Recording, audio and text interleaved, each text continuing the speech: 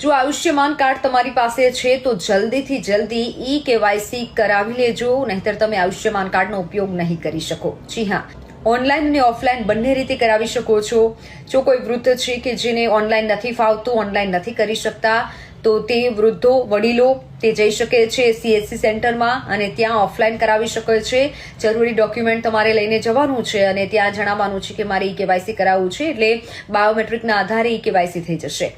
પણ જો તમારે ઓનલાઈન ઈ-કેવાયસી કરાવવું છે આયુષ્યમાન કાર્ડ, તો તે પણ જણાવું.